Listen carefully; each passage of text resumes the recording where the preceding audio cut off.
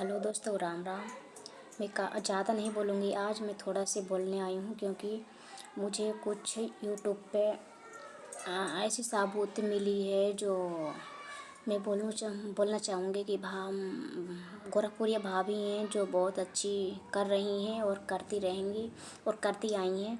और मैं मालती चौहान विष्णु राजपूत बोल रही हूँ कि मालती चौहान, आपको ऐसा नहीं करना चाहिए। आपकी हवस है जो आप पहले भी पूरी कर चुकी हैं और आपकी हवस किसी के साथ पूरा होने वाला नहीं है। आप जो किसी के साथ भाग रही हैं, शादी की ढोंग रच रही हैं ना, तो ये ढोंग प्लीज़ आप मत रचो। पूरा सोशल मीडिया पे ये फ़र्क पड़ रही है, ठीक है? तो ऐसा मत करो। आप अपने घर आ जाओ यार। आप अपने लिए नहीं तो अपने बच्चे के लिए सोचो। और आप, तुम्हारे पति का क्या हाल हो रहा है, हैं? तुम्हारे अंदर ज़रा से भी शर्म है?